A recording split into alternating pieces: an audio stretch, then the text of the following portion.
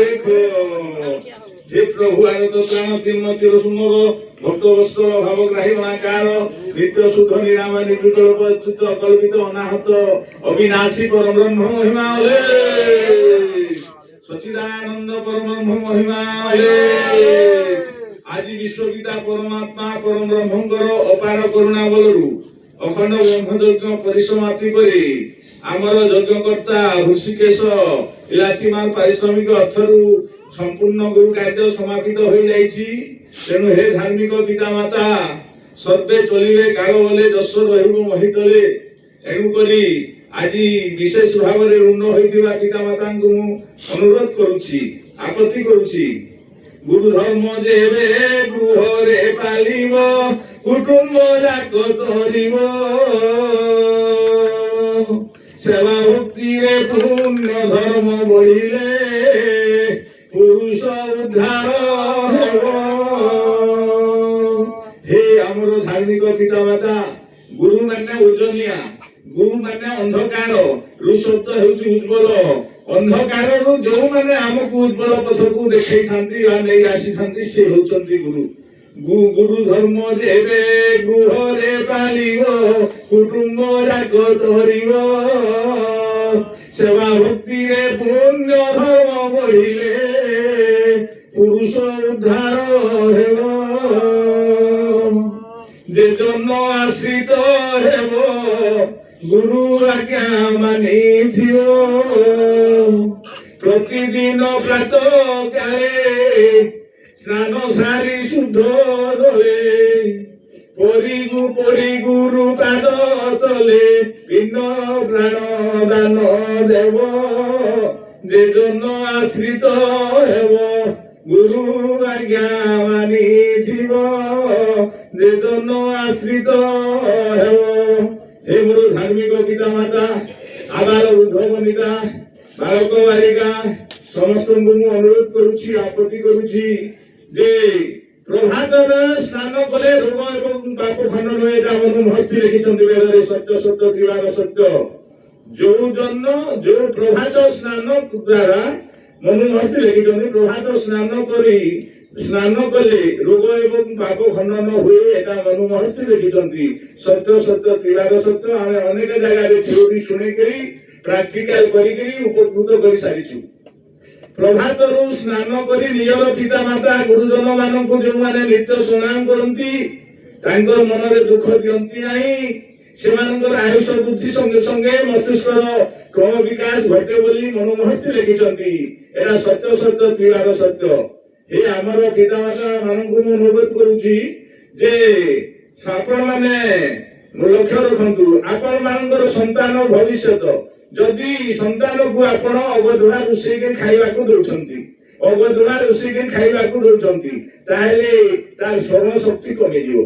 प्रभात रु आपण स्नान जेमिति स्नान शौच हेले शौच हेला क्षणी निजर शिशु बा बालक को माने आखि चिकरा जो अछि माने मुह नाक कान झाड़ा परिस्रा नवद्वार सफा कर देवे तांकु आउ सूर्य नै उइबार पूर्व ताकु खाइबा को दियंतु एवं तार मुंड रे तेल लगे दियंतु जानिथिबे से असाधारण स्मरण शक्ति तार बढ़ी जीवो जेते बेले तार चाकरी पाइबार समय से निश्चित भाव रे चाकरी पाइबो।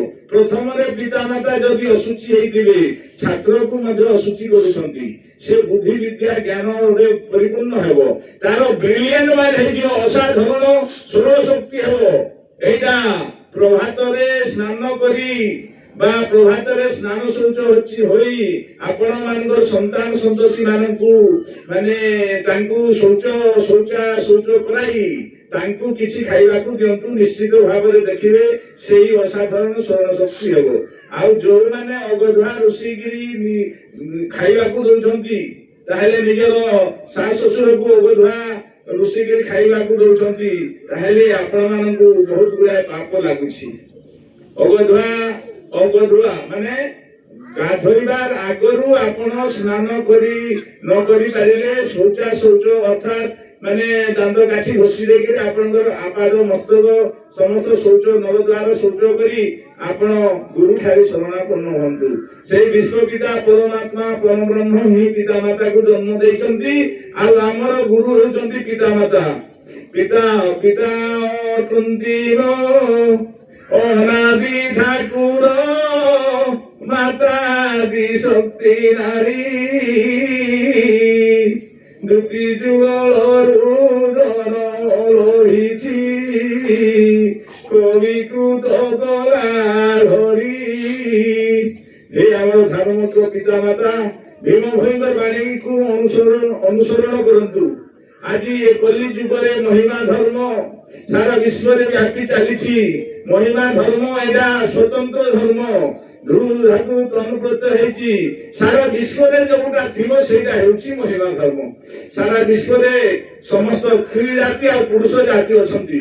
ସମସ୍ତଙ୍କ ଶରୀରରେ ହାଡ଼ ଅଛି, ରକ୍ତ ଆଉ ମାଂସ ଅଛି।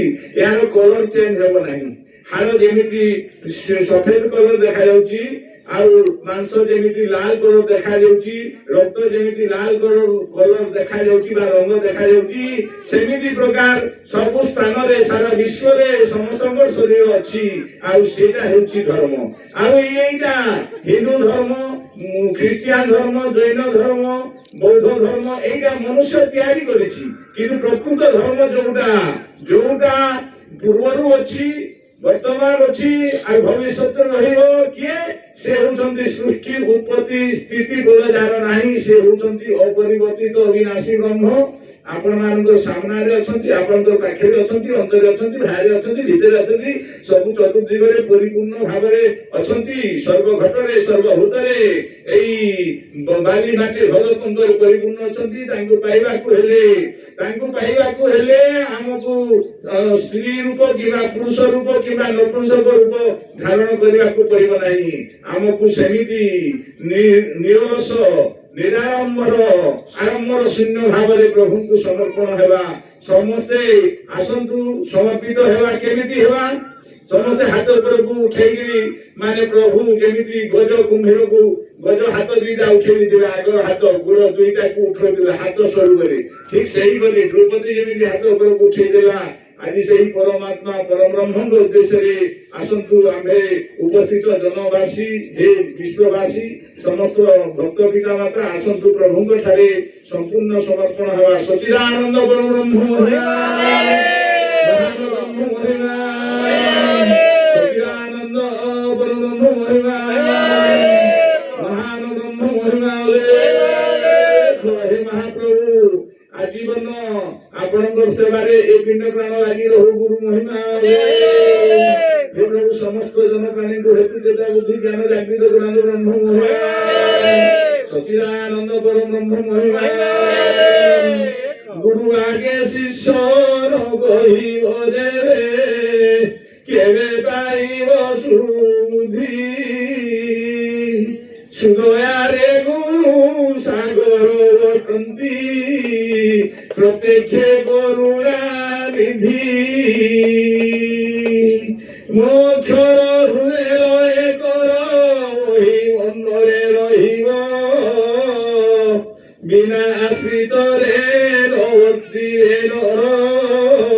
ଯୁଗ ଭାଗେ ପରି ଦିଅ, ପ୍ରଭୁଙ୍କ ନାମ ଧନ୍ୟ, ପ୍ରଭୁଙ୍କ ଯଶ ଧନ୍ୟ। ପ୍ରଭୁ କରେଇଛନ୍ତି, କରୁଥିବେ। ତେଣୁ ହେ ଆମର ଧାର୍ମିକ ପିତା ମାତା ଲକ୍ଷ୍ୟ ରଖନ୍ତୁ ଯେ ପ୍ରଭୁ ହିଁ ସବୁ କରୁଛନ୍ତି। ସେଇ ପ୍ରଭୁଙ୍କ ଅଭୟ ପ୍ରଦାନ ବିନ୍ଦରେ ଯଦି ଆପଣ ମାନେ ପ୍ରଭାତରେ 7 ଥର ଆଉ ସନ୍ଧ୍ୟା ସମୟରେ 5 ଥର, ଏଇଟା ସପ୍ତ ଥର ହେଉଛି 7 ଥର ସ୍ମରଣ କରିବାଟା ହେଉଛି ଏଇଟା ସପ୍ତ ଧାତୁ। ଆମର ଚର୍ମ, ଚର୍ବି, ଲୋମ, ରକ୍ତ, ମାଂସ, ହାଡ଼, ଶୁକ୍ର ଆଉ ପୃଥିବୀ, ଆପ, ତେଜ, ବାୟୁ, ଆକାଶ, ପଞ୍ଚଭୂତ। ଇଆଡେ ଜନ୍ମ ହେଇଛନ୍ତି ପୂର୍ବ ଦିଗରେ, ଇଆଡେ ମୃତ୍ୟୁବରଣ ମାନେ ସୂର୍ଯ୍ୟ ଉଦୟ ହେଉଛି ମାନେ ଆମର ଜନ୍ମ ହେଇଛି। ଆଉ ଅସ୍ତ ହେଉଛି ପଶ୍ଚିମ ଦିଗରେ, ଅର୍ଥାତ୍ ମୃତ୍ୟୁ ଅଛି ଆମର। ଜନ୍ମ ହେଲେ ମୃତ୍ୟୁ ସୁନିଶ୍ଚିତ। ତେଣୁ ଜନ୍ମ ଏବଂ ମୃତ୍ୟୁର କାରଣ ହେଉଛି ମହିମା ଧର୍ମ। ଏହି ମହିମା ଧର୍ମରେ ଯୋଉମାନେ ଆଶ୍ରିତ ହେବେ ବା ଆସିବାକୁ ଚାହୁଁଛନ୍ତି, ତାହେଲେ କରିବାକୁ ଥିଲେ ଆସ ରେ ମାନସ, ସ୍ୱରାକ୍ଷର ମନ୍ତ୍ର নীতি ঘোষ রে ମାନସ ସ୍ୱରାକ୍ଷର ମନ୍ତ୍ର ନିଧି ଘୋଷ। ଆପଣ ମାନଙ୍କର ଏଇଟା ଅଲେଖ ମହିମା ବୋଲି ନାମ ଦଉଛନ୍ତି, କିନ୍ତୁ ଏଇଟା ନାମ ନୁହେଁ, ମନ୍ତ୍ର ଅଟେ। ତେଣୁ ଯେ ଜନ ଜାଣିବ ଏ କଲି ଯୁଗରେ କେବେ ନ କରିବ ଗୃହ, ସେଇ ସେ ଜିଣିବ ଏ କଲି ଯୁଗକୁ ଅଟଇ ସକତା ପୁଅ। ହେ ଆମର ଧାର୍ମିକ ପିତା ମାତା, ଯେ ଏ କଲି ଯୁଗରେ এই নাম সার মানে ব্রহ্ম নাম সার। তাহলে এই ব্রহ্ম নাম কাহাକୁ কহନ୍ତି? জীব মাত্রকে মানে জଣାଉଛି ମୁଁ ଯେ ଭକ୍ତି ଭାବ ରଞ୍ଜେ ଆହେ ଅନିବା ଅନନ୍ତ। ତିନି ବ୍ରହ୍ମାଣ୍ଡରେ ଯେତେ ଜୀବ ଅଛନ୍ତି ସମସ୍ତେ ତୁମ୍ଭ ଭକ୍ତ। ଭୀମ ଭାଇ କହୁଛନ୍ତି ଯେ ବିଶ୍ୱରେ ଯେତିକି ଜୀବ ଅଛନ୍ତି ସବୁ ଆପଣଙ୍କର ଭକ୍ତ। ମାନେ ଜୀବ ଭୀମ ଭାଇ କହୁଛନ୍ତି ଯେ ଯେତେ ଜୀବ ଅଛନ୍ତି ସମସ୍ତେ ଭକ୍ତ, ଆଉ ଭକ୍ତ ମାନେ ନିଶ୍ଚୟ ଉଦ୍ଧାର ହେଇଯିବେ। କାହିଁକି? ଜୀବ ଜନ୍ମ ହେଲା ଭକ୍ତ। ଜୀବର ଅନ୍ୟ ନାମ ହେଉଛି ବ୍ରହ୍ମ, ତେଣୁ ରାମର ଅନ୍ୟ ନାମ ହେଉଛି ଜୀବ, ଜୀବର ଅନ୍ୟ ନାମ ହେଉଛି ବ୍ରହ୍ମ। ତେଣୁ ଯଦି ସମସ୍ତେ ବ୍ରହ୍ମରୁ ଜନ୍ମ ହେଇଛନ୍ତି ବ୍ରହ୍ମରେ ଲୀନ ହେବେ, ୟାଙ୍କର ଆଉ କିଛି ନାହିଁ। କିନ୍ତୁ ଭୀମ ଭାଇ କହିଲେ ଯେ ହେ ବାଲି, ହେ ମାଟି, ହେ ହ୍ରଦ ପଙ୍କ ଏମାନଙ୍କର କିଛି ମାନେ ସତ୍ତା ନାହିଁ, ଏମାନେ କିପରି ଉଦ୍ଧାର ପାଇବେ ବୋଲି ସେ ଲେଖିଛନ୍ତି।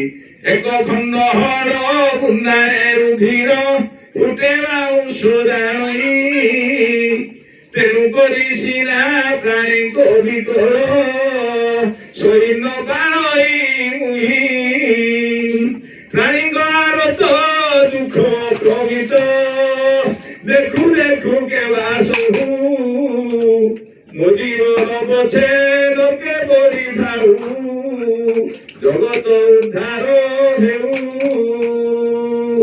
ହେ ବିଶ୍ୱବାସୀ, ଆପଣମାନେ କ୍ଷମା ଦେବେ ଯେ এই ধর্ম এ ধরারে সাররতন ধর্মা ধর্মে উচ্চ নিচ জীব গমনাগমন। আজ তো মনুষ্য জন্ম পাইছে, কালি ঘুষুরা হেবা। ଯେଉଁମାନେ ମନୁଷ୍ୟ ଜନ୍ମ ଏଇ ନର ଜନ୍ମରେ ମାତୃଭୂମ କରନ୍ତି ସେମାନଙ୍କ ପାଇଁ 27 ନମ୍ବର ଜମି, ଯୋଉଟା କି ଘୁଷୁରା ଜନ୍ମ ହେଇକି ପୁଣି ବିଷ୍ଟା ଖାଉଥିବ। ତେଣୁକରି ଏଇଟା ଉଚ୍ଚ ନିଚ ଧର୍ମାଧର୍ମେ ଉଚ୍ଚ ନିଚ জীব গমনাগমন ধর্ম এ ধরারে সার রতন। ধর্ম এ ধরারে সার রতন। ধর্ম সঙ্গে নুহে সম এ ধরারে সার রতন। মানে যেতে কি সংসারে যেতে আয় অলঙ্କାର ভূষণ ଅଛି ଧର୍ମ ସାଙ୍ଗରେ ସମାନ ହେବ ନାହିଁ। ଧର୍ମର ପଥିକ ହୁଅ ଚଢ ହେ ଧର୍ମ ନାମ, ପାପ ପଛେ କିମ୍ବା ଦିଅ ନ ଲାଗେ ମୂଲକ ଉଡ଼ି, କେବଳ ପ୍ରେମରେ ଭାବ ଯେ ଜନ ଆଶ୍ରିତ ହେବ। ତେଣୁକରି ଏଇଠି ଟଙ୍କା ପଇସା କିଛି ଲାଗିବ ନାହିଁ, ପ୍ରଭୁଙ୍କ ନାମରେ ଶରଣାପନ୍ନ ହୁଅ। ଧର୍ମ ଧାରଣେ ଧରିତ୍ରୀ ରହିଛି ଚାରି ଯୁଗରେ। ତେଣୁ ଏ ଧର୍ମ ଦ୍ୱାରା ପିତା ମାତାଙ୍କ ଧର୍ମ ଦ୍ୱାରା ନିଜର ସ୍ୱଧର୍ମ ଦ୍ୱାରା ବ୍ରହ୍ମ ନାମ ଭଜନ ଦ୍ୱାରା ମାନେ ଏ ବିଶ୍ୱ ରହିଛି। ତେଣୁ ସେଇଟା ଅବଧୂତ ମାନଙ୍କ ଦ୍ୱାରା ପରିଚାଳିତ ହେଉଛି। ତେଣୁ ହେ ଆମର ସମସ୍ତ ଉପସ୍ଥିତ ଭକ୍ତ ପିତା ମାତା, ଆବାର ବୃଦ୍ଧ ବନିତା, ବାଳକ ବାଳିକା, ହେ ବିଶ୍ୱବାସୀ, ଆପଣମାନଙ୍କୁ ଅନୁରୋଧ କରାଯାଉଛି, ଆପତ୍ତି କରାଯାଉଛି, ନିଜ ନାମକୁ ବିସ୍ମରଣ ହୁଅନ୍ତୁ ନାହିଁ। ନିଜ ନାମରେ ହିଁ ଜୀବନ ଉଦ୍ଧାର ହେବ। ସଚିଦାନନ୍ଦ ପରବ୍ରହ୍ମ ମହିମା ରେ, ମହାଶୂନ୍ୟବାସ ବିଶ୍ୱବିଦ୍ୟା ବ୍ରହ୍ମ ମହିମା ରେ, ଦେଶ ରାଜ୍ୟ ଗ୍ରାମର ସର୍ବାଙ୍ଗୀନ ଉନ୍ନତି ହେଉ ବ୍ରହ୍ମ ମହିମା ରେ, ବୁଢା ବୁଢା ଚୋର ଚୋର ଚାରିଖାନି ବ୍ୟାଙ୍କ ସୁରକ୍ଷା ହେଉ ବ୍ରହ୍ମ ମହିମା ରେ, ଜୀବନ ନାମର ସ୍ମରଣ ହିଂସା ପରମ ଧର୍ମ ବର୍ଦ୍ଧିତ ହେଉ ଗୁରୁ ମହିମା